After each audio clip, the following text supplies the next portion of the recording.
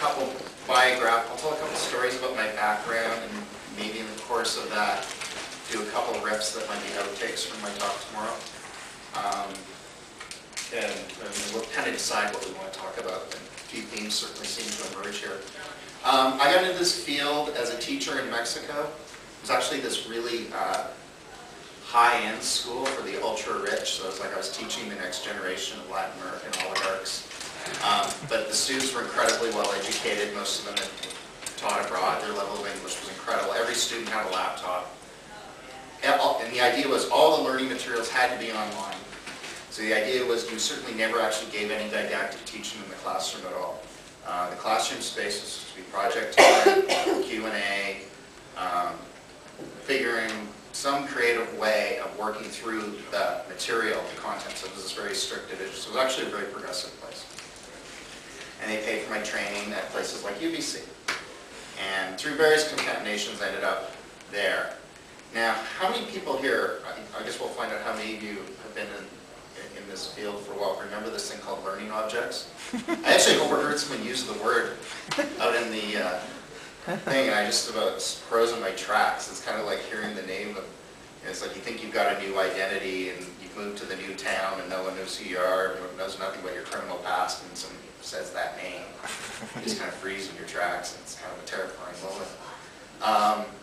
My first job title at the University of British Columbia, and this would have been, I guess, 2001, was, and I actually was Learning Object Project Coordinator.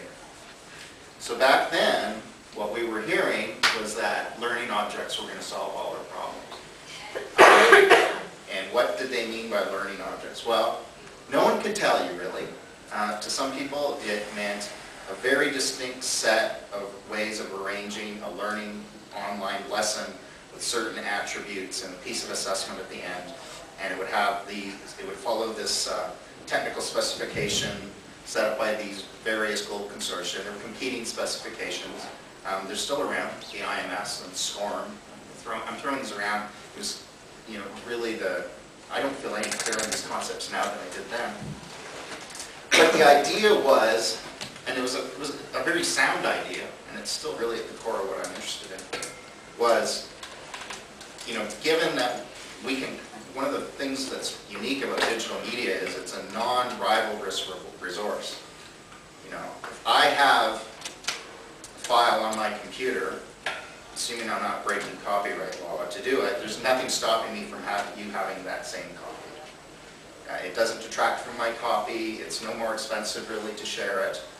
And given that, especially back in 2001, it's really expensive to develop good online learning resources. It's insane for you to be developing a first-year chemistry tutorial on a certain type of transformation, and you developing a Java applet on the same transformation, and not even knowing what each other were doing, and recreating those wheels. And then just in terms of practice, it makes no sense. And there was a real sense back then that if you went to conferences, it would be like, a big issue was if you didn't choose depending on how you authored, you wouldn't even be able to run each other's stuff. So this idea of interoperability was a big buzzword. And we just kind of had this nightmare scenario emerging where we were all going to spend a ton of money, and we were going to have all this stuff, and then we have no way of preserving it, no way of sharing it, no way of building on each other's work. And that was more or less what we were going ahead building. Society's learning objects was going to be the way to do it. How are we going to solve that? Well, how do we solve the problem of sharing resources in the physical world? We build archives. We get a big building, get a professional, get a really rigorous cataloging system, you make people follow the rules, you pay people to catalog these items, and you put them in these little slots. When people come, they come to the archive and they take it back. And there's some kind of organizing of it. And the idea was, we were going to do that. You can still see these repositories, by the way. You can go to Merlot, merlot.org. It has not changed at all since 2001. You can go to the Internet Wayback Machine, and you can see they haven't really changed their approach. I'm not putting them down. But if you want to know what I'm talking about, you can see that approach. Well, we ran into a few problems. First of all, has anyone here actually looked at a SCORM specification or an IMS specification? Yeah, okay. We're still here. The IMS, you actually would see, like, would say, okay, so every time an instructor creates an online resource, they'll submit it to this repository. And to make sure that it's correctly meta-tagged, and one thing that's worth remembering was at this point, Google was just starting to emerge as a viable search technology. So back then, you could search for New York Times in Alta Vista, and you might not actually get to the New York Times website until like the 10th page of results. You know, it's hard to forget just how incredible it was when you typed into Google New York Times and your first result was the New York Times. We take that for granted now. But so that was partly it. I mean, we figured we had to figure out systems that would allow those things to be kind of developed out of the way we would catalog it, like we did with books. We needed a really good system. So you would, some faculty member would create that chemistry tutorial, and they'd submit it, and we would ask them to fill out, it's like 75 forms. It would literally take longer to fill out than it took to create the resource. And it would ask questions like, what is the average semantic density of this resource? And what's the interoperability, and what's its SCORM compliance level? And it's like, what? I mean, I never really quite figured out what these terms meant. And I was supposed to go to faculty. I mean, you think it's hard enough to get them to use Google Docs or something. You know, that's a technology that works well too. So, you know, it was really clumsy and unwieldy. But we were told by the great authorities, you know, in the online learning world, you know, from the major vendors and from all the kind of deep thinkers, that this was the only possible way we could avoid outright chaos. So, okay, and, you know, I was hired to do it. It was my job.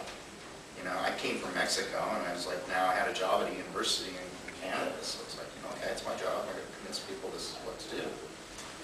So, okay. And we was getting nowhere, obviously.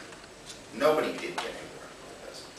Now, so I go to conferences like this one, where a bunch of us from different places had our little repositories with a piddly number of objects in it, absolutely nobody using them. And, you know, we would complain to each other, and we'd kind of figure it out, and we'd share what little best practices we were able to cobble out of it. And then this thing called blogging was coming out. So, you know, we would, okay, so it's a quick way of starting up a website. And when I got a new way of making my repository a little more user-friendly, I blogged about it. When an instructor asks me a question I don't understand, I blogged about it. And I get comments from the other people. And if I did a good presentation or a good hack on it to make the interface better, I posted it on my blog. And my friends, my friend in Calgary, my friend in Arizona, when they wanted to share something, they would just see it on my blog, and they'd take it and then they'd use it on their blog. And I think at some point we went, okay, what is it we're trying to do with this learning object repositories again? We're trying to be able to share each other's work. Huh. Okay, so and then what else do we want to do? And when you go into the deep thinking, they say, well, we want to be able to foster communities of practice too, right? Huh, okay. And what else do we want to do? We want to foster, kind of real collaboration and move it forward. So, and then we realize, okay, so here we are in our jobs, pushing expensive, complicated technology that nobody likes. And in our spare time, we're using these piddly, funny, goofy little technologies that are doing the exact same stuff.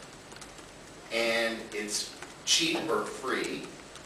It works really well. It's free. We're sharing this stuff across things, and we're developing communities of practice this way. But you know, it took like 2 years before we could even get blogs or wiki technologies onto the program of a conference like this one. I don't want to take a shot at this. Maybe this conference was all over it. But like, I remember the Merlot conference. I did a session with Alan Levine, who back then ran a repository in Arizona, and Darcy Nerman, who ran a repository in Calgary. And we met each other through our blogs, and we collaborated through our blogs. And the very first time we met was as we gave our joint presentation, which they put at the very end of the conference, the graveyard spot, we called it. Which, interestingly enough, is where I'm speaking tomorrow.